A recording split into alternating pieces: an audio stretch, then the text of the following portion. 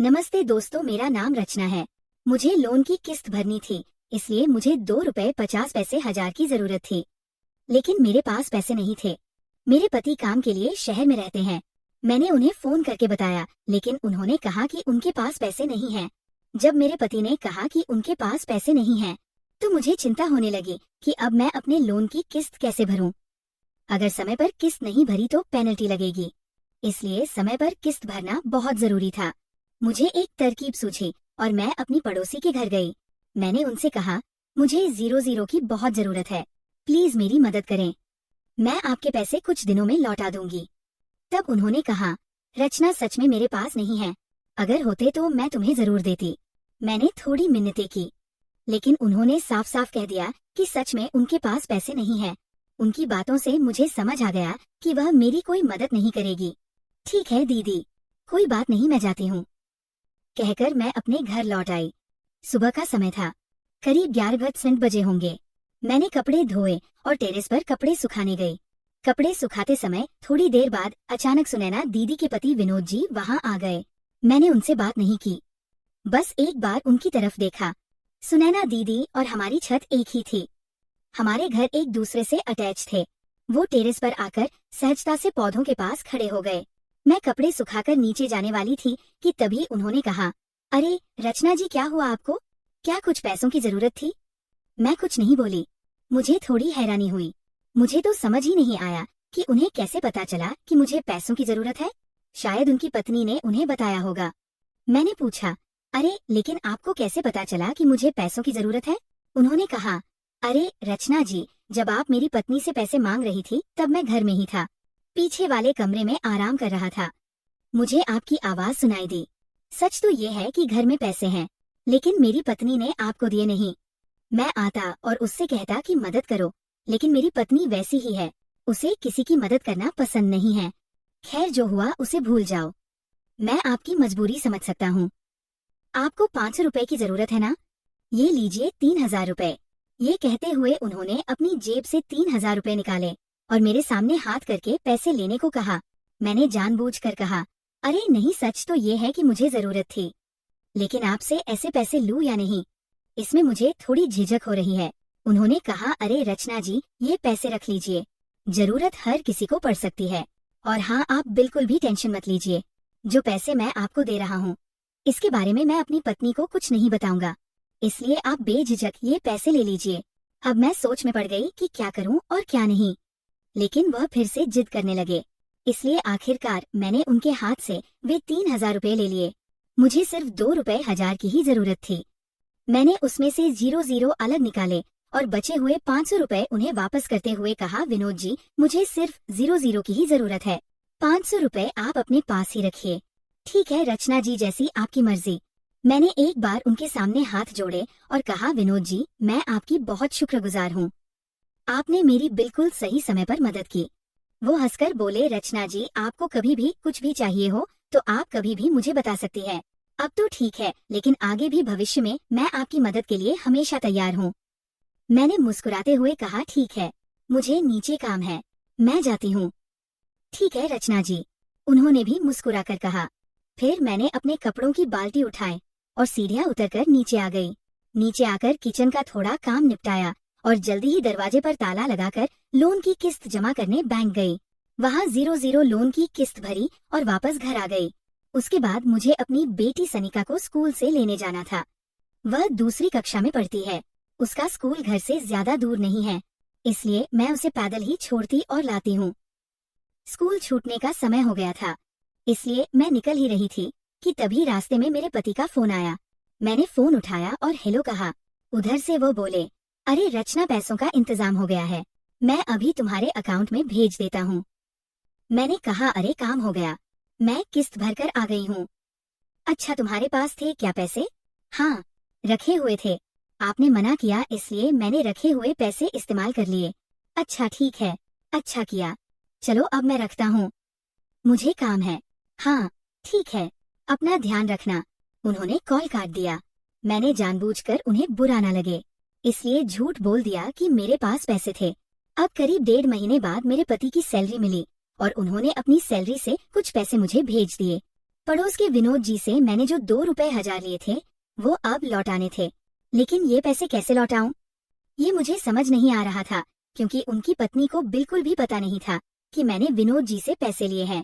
इसलिए वह पैसे सिर्फ अकेले में जब वो अकेले हो तभी उन्हें वापस देने थे। लेकिन विनोद जी बहुत अच्छे हैं। 1.5 महीना बीत गया, लेकिन एक बार भी उन्होंने मुझसे पैसों के बारे में कुछ नहीं पूछा। सच तो ये है कि हमारी ज्यादा बात भी नहीं होती थी। ना कोई खास रिश्ता था, ना कोई काम, बस पड़ोसी होने की वजह से जान पहचान थी। मैं रोज कपड़े धोने के बाद छत पर कपड़े सुखाने जाती थी। वहाँ कभी ना कभी विनोद जी ऊपर देखे जाते थे। इसलिए मैंने अब तय कर लिया था कि एक दिन अगर वो छत पर मिले तो उनके पैसे वापस कर दूंगी। एक दिन वैसा ही मौका मिला। मैं सुबह कपड़े धोकर छत पर सुखाने गई थी और थोड़ी देर बाद विनोद जी वहाँ आ गए। उन्होंने मुझे देखा और कहा, कैसी है आप रचना जी? मैंने मुस्कुरा कर कहा, अच्छी हूँ। आप कैसे हैं? हम भी बहुत अच्छे हैं। वह बोले, देखिए ना रचना जी, पिछले कितने दिनों से बहुत धूप है। ऐसा लग रहा है जैसे मई का महीना शुरू हो गया हो। मैंने कहा, हाँ, कपड़े बहुत कम समय में सूख जाते हैं। मैं अपनी छत पर कपड़े सुखा रही थी और वह थोड़ी दूरी पर अपनी छत पर खड़े थे।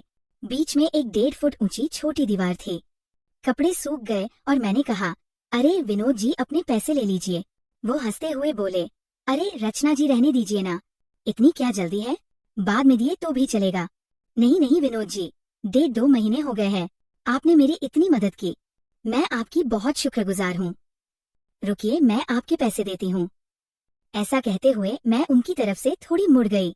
मेरे ब्लाउज में रखे 2500 रुपए यानी 500 रुपए के 5 नोट। मैंने पैसे बाहर निकाले और उनकी तरफ हाथ आगे बढ़ाया। वह मेरी तरफ देखते हुए बोले, अरे रचना जी, रहने दीजिए ना, मैं कहाँ मांग रहा हूँ आपसे। अरे आप नहीं मांग रहे हैं, ये मुझे पता है, लेकिन आपने मुझ पर एहसान किया, मेरी मदद की। ये मेरा फर्ज है कि मैं वह पैसे आपको वापस करूं। मैंने उनसे सख्ती से कहा। वो हंसने लगे और बोले, अरे रचना, आपका स्वभाव बहुत अच्छा है, आप बहुत ईमानदार हैं। इंसान को जिंदगी में ईमानदार ही रहना चाहिए। मुझे भी ईमानदार रहना पसंद है। खैर, ये लीजिए आपके पैसे। ये कहकर मैंने उनके हाथ में पैसे रख दिए। ठीक है, मैं जाती हूँ, मेरा काम हो गया है। हाँ रचना, कोई बात नहीं। लेकिन रचना जी, क्या मैं आपसे एक बात कहूँ? हाँ बोलिए ना विनोद जी। रचना जी, देखिए, अगर आपको कभी भी कोई भी प्रॉब्लम आए या किसी चीज की जरूरत पड़े तो मुझे जरूर बताना, ठीक है? मुझे आपकी मदद करना हमेशा अच्छा लगेगा। वो हंसते हुए बोले। मैंने भी हल्की सी स्माइल दी। हाँ जरूर, लेकिन विनोद जी, शायद अब मुझे जरूरत नहीं पड़ेगी। मैं अब थोड़ी बचत करके रखती हूँ, ताकि भविष्य में अगर कोई प्रॉब्लम आए तो वहाँ से पैसे निकाल सकूं। हाँ, आपकी बात सही है रचना। खैर, मैं चलती हूँ। ऐसा कहते हुए मैं नीचे आ गई। 4 से 5 दिनों बाद मेरे पति को कंपनी से कुछ छुट्टियां मिली, इसलिए वो घर आए। वह कभी कभी 4-4 महीने शहर से घर नहीं आते थे, लेकिन मुझे उसकी आदत हो गई थी, क्योंकि हालात ही ऐसे थे। ऐसा ही होता है, जब इंसान के हालात ऐसे बन जाते हैं तो अपने आप ही उन चीजों की आदत पड़ जाती है। मेरे पति शहर में रहते हैं और वह मुझे और मेरी बेटी को भी अपने साथ शहर ले जाने की सोच रहे थे, लेकिन फिलहाल कुछ साल रुकना पड़ेगा, क्योंकि उनकी सैलरी बहुत ज्यादा नहीं थी और परिवार के साथ शहर में रहना यानी ज्यादा खर्च। इसलिए उन्होंने पहले ही तय करके बता दिया था कि कुछ साल तुम यही गांव में रहो। जब हमारी आर्थिक स्थिति सुधर जाएगी तो मैं तुम्हें और सानिका को शहर ले जाऊंगा। मुझे भी कोई प्रॉब्लम नहीं थी। मैंने उनकी मजबूरी को समझा और उसी के अनुसार बर्ताव किया। मेरे पति मंगलवार को शहर से घर आए, लेकिन वो बहुत थके हुए थे। शाम को खाना खाकर तुरंत सो गए। मेरी उनके साथ थोड़ा समय बिताने और बात करने की ख्वाहिश थी, लेकिन उनकी थकान की वजह से मैंने कुछ नहीं कहा। अगले दिन बुधवार को मेरी ननंद के बड़े बेटे की सगाई थी, इसलिए मैं, मेरे पति और मेरी बेटी सानिका, हम तीनों सगाई में गए। बुधवार का पूरा दिन वही बीत गया और रात को भी वही रुके। गुरुवार की सुबह हम अपने गांव लौट आए। दोपहर में घर आने के बाद मैं घर के कामों में लग गई और मेरे पति अपने कुछ दोस्तों से मिलने बाहर चले गए, क्योंकि वह बहुत महीनों बाद गांव आए थे। उनके बहुत से दोस्त थे, लेकिन शहर में काम होने की वजह से वो उनसे मिल नहीं पाते थे, इसलिए गांव आने पर वो दिन भर दोस्तों के साथ ही रहते थे। शाम हो गई थी, इसलिए मैं पति के घर आने का इंतजार करने लगी, लेकिन शाम के 8 बज गए, फिर भी वो घर नहीं आए। पति को शहर से आए हुए 2 दिन हो गए थे, लेकिन अभी तक वो एक बार भी मेरे पास नहीं आए थे। मैं कोई बूढ़ी नहीं थी, हमारी उम्र 30 से 32 ही थी। हम दोनों बिल्कुल जवान थे। पति महीनों तक मुझसे दूर रहते थे, लेकिन फिर भी मैं हालात को समझकर अपने दिल पर काबू रखती थी। लेकिन अब वो घर आए थे। उनको थोड़ा प्यार से मेरे पास आना चाहिए था। पत्नी को समय देना चाहिए था। शाम के 8 बज गए और मुझे बेचैनी होने लगी। आखिरकार मैंने फोन उठाया और गुस्से में ही पति को कॉल किया। उन्होंने कॉल उठाया। मैंने थोड़ा सख्त लहजे में उनसे कहा, अरे ये क्या, छुट्टियां हैं तो क्या सारी छुट्टियां दोस्तों के साथ ही बितानी है? पत्नी के लिए क्या आपके पास कोई समय नहीं है? 2 दिन हो गए लेकिन 2 लफ्ज प्यार से बोलने का भी समय नहीं मिला आपको। वह बोले, अरे रचना ऐसा क्यों कर रही हो? मैं आ रहा हूँ। मैं रास्ते में ही हूँ। 10 मिनट में आता हूँ।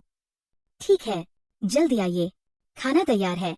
ऐसा कहकर मैंने फोन रख दिया और बाकी का खाना फटाफट पूरा किया। थोड़ी देर में पति घर आ गए। उन्हें देखकर मुझे बहुत खुशी हुई। फिर हम दोनों ने एक साथ खाना खाया। मेरी बेटी सानिका पहले ही खाना खाकर सो चुकी थी। खाने के बाद पति कमरे में जाकर बिस्तर पर मोबाइल देखने लगे। मैंने बाकी का काम निपटाया, बर्तन धोए और फिर आईने के सामने खड़ी होकर थोड़ा मेकअप किया। पुरानी साड़ी बदलकर नई साड़ी पहनी, शरीर पर हल्का सा परफ्यूम छिड़का और फिर धीरे से पति के पास गई। वह मोबाइल में कुछ देख रहे थे। मैं बिल्कुल उनके पास जाकर बैठ गई और प्यार से बोली, क्या देख रहे हैं आप?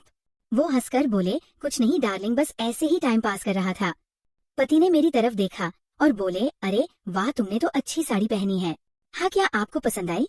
वो शरारती ढंग से हंसे और बोले, हाँ पसंद तो आई, लेकिन साड़ी से ज्यादा साड़ी पहनने वाली पसंद आई। पति मेरी तरफ बिल्कुल प्यार से देखने लगे। कितने महीनों बाद मैं उनके इतने पास थी, इसलिए मुझे भी कुछ अजीब सा लगने लगा। उन्होंने एक पल की भी देरी किए बिना मुझे पास खींचा और अपनी बाहों में भरकर मुझ पर प्यार की बौछार शुरू कर दी। अब मेरे होठ कांपने लगे। वह पास आए और मेरे होठों पर कब्जा करके मुझे किस करने लगे। एक हाथ से उन्होंने मेरे बालों का जुड़ा खोला और बोले, जान, तुमने तो बहुत ही अच्छी खुशबू वाला परफ्यूम लगाया है। हाँ, क्या आपको पसंद आया? मैंने शर्माते हुए पूछा। हाँ, बहुत पसंद आया। ऐसा कहते हुए उन्होंने मुझे फिर से अपनी बाहों में भर लिया।